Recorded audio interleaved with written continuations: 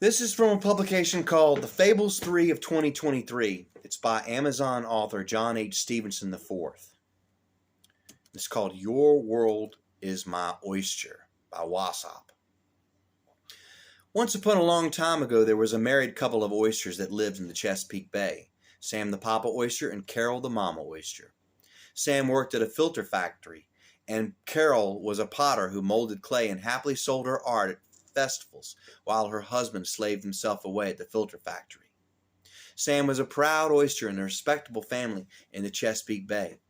He and his wife weren't well off, above average standard but not quite select. Little did any of their oyster friends know, but they could be incredibly wealthy if they wanted to be. Sam's great-grandfather had found a 5-carat flawless diamond ring in the bay, faceted and cut in Enlightenment-era style, and worth quite a bunch. A wealthy European noble dropped it into the waters many years ago when the first colonies were being formed. The gold band was long removed, melted, and sold when his father spawned his 25th spat. Despite the setback, the family of oysters vowed to keep the diamond in their family forever. It was very special. The state of the pride of Virginia's waters was sporadic in those days, with much sludge and waste entering the bay from the factories and hog farms that lined the once pristine banks. Carol and Sam had had enough. They were about to have their first spat, and they'd be damned if they were going to let their spawn gurgle and choke in the water's polluted waters. "Let's move," Carol pleaded. "I've had enough too," said Sam. "Let's pack up and move to Maine or Nova Scotia. You go on ahead of me. I need to work another couple of weeks at the filter factory to save up enough clam for a new place and furniture. I can save money having Omega Oyster ship me in a cooler with a cold pack. I'll be okay. I'll hibernate. I'll never even know I was in a box until you open me up." "Okay, Sam," said Carol. "I'll have everything packed and ready tomorrow. I snorkeled my sister, and she told me she'd take me up north Wednesday. Let me know where you keep Destiny's diamond, and I will tuck it away somewhere where it'll be safe." Sam loved Carol, but he didn't trust her with the family jewels, so he said, "No, dear, I'll slep it in my shell in the folds of my oyster slop. Everything will be okay. Find us a nice place, and please don't go antiquing in New England without me." "Okay, babes. My sister comes tomorrow, and I'll leave with her the next day," Carol remarked. "Bet," said Sam. Sam worked the rest of his 2 weeks out at the factory, holding his thoughts in about the awful place so as not to get a bad recommendation when he looked for a job up north. He swallowed the jewel.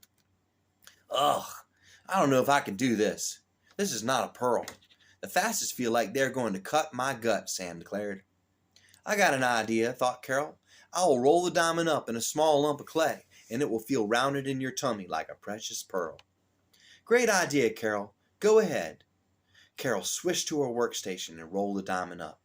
She fired the ball in the oven for a few, annealed it, and handed it to her hubby. Sam swallowed the gray glob gleefully. "Great, Carol. It kind of feels like a pearl, only a little grittier. I'll be able to make it through the scanner at the post office, and everyone will think I'm an oyster with a pretty nice pearl." "Okay, Sam. My sister comes tomorrow. What do you want me to fix for dinner?" "That's all right, Carol. I'll be going out all night with the other oyster boys. I'll be sleeping with one of them tomorrow night as well, so you and your sister can have a nice time all to yourselves, and I won't be in the way." "Thanks, babes. I love you dearly," smiled Carol the oyster. "I love you too, Carol," beamed Sam. Sam worked quietly and obediently for the rest of his time out at the factory. Sam was a papa oyster, but also a bivalve, and liked to get his silt sifted, so at the night before he left, he got his muck buddy Carl to come over. Before they went to bed, Sam bowed deeply, and together they whipped up their last bit of cocktail sauce. The next morning, Carl the oyster packed him again, then put him in a cooler with a coal pack, and bound him for Nova Scotia with the postmark Omega Oysters. Carl took the package with Sam and the coal pack to the drop-off point. No questions were asked. At the distribution center in Suffolk, there was an eagle that eyed the hub. Since the days of DDT pollution were long past, the population of eagles soared in that part of the state of Virginia, which was covered in swampland with lots of habitation and food. This eagle was a clever eagle. He had gently persuaded the computers at the postal center to forward all information about the packages to him at the eagle's nest, a tall white pine on the banks of a swamp. Scanning the day's scans, he eyed a package with the delivery address Nova Scotia with the return address of Omega Oysters. He X-ray fried and spied inside the Omega Oyster package a cold pack and a single medium-sized oyster with a rather large pearl. That's suspicious, thought the eagle. That pearl must be something special. The eagle was all about taking the money, so he formulated a plan to swoop in to steal the pearl inside the package. He called up a co-conspirator pig who met him in front of the sprawling center. The eagle whispered in the pig's pink ear. A rather clever idea indeed, chuckled the pig. Let's do it. How much again? $5 like always, claimed the eagle. Great. I love it when I don't have to pay for my morning coffee and donuts, squealed the pig. Just like we said, pig, the conveyor sifts the package of noon. Be there to trick the raccoon, rhymed the eagle.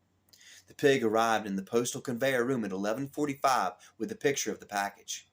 Morning, Jim, grunted the pig. Morning, pig, Jim said politely. Coons were always being harassed by pigs, so Jim was shaky but still polite. He knew the pig was up to no good, probably trying to bust another herbal package. What's worse, Jim would have to do everything the pig said, or else he would be in big trouble. When the proper package reached Jim's claws, the pig said, Heft that package up, Coon, and put it on the table and open it. Just as Jim thought, contraband. He put the package on the table and opened it. What's inside? Wondered the pig. Jim reached his furry claw in the package, pushed the cold pack out of the way, and pulled out a medium-sized but decent-looking oyster. You looks like you'd like to have a donut. Open him, ordered the pig. Jim clasped the oyster between his claws and bust apart the two shells. Oyster gloop gushed on the floor and onto the coon's furry legs, filling the room with the scent of brock and muck. Sam spilled out on the shell and squished to the floor, dead. The gray clod clinked on the tile and rolled a bit away from Jim's feet. Eagle walked in, snatched the pebble up, and without looking at it too much, shoved it in his breast fold of feathers. He winked at the pig, who smiled back. He left. You might want to say something about this, but don't. Eat him, said the pig to Jim forcefully. Jim picked Sam up off the floor, put him in his mouth, and chewed. The pig shuffled over and handcuffed Jim right on the spot. Ladies and gentlemen of the jury, this is an open and shut case. Listen to the tapes. Do not open him, the pig clearly told this criminal coon, as well as don't eat him. But the raccoon opened the oyster up anyway and also ate, the Commonwealth's prosecutor told the attorney. The jury. Guilty, echoed the jury in unison. Life in prison, resounded the judge, who also was a pig. The eagle drove from the postal center in his lily-white sedan. He reached in his breast pocket to look at his pearl. He eyed it inches away from his face closely. Why, this is just a polished rock. What a shame. Oh, well, he said, and tossed it out the side of his sedan and onto the freeway. The clay cracked the first time it was run over by a truck. The second time, rolled over by a semi, the priceless diamond welded its way into the tar, where it became just another glittering piece of glass in the sprawling American asphalt. Thank you.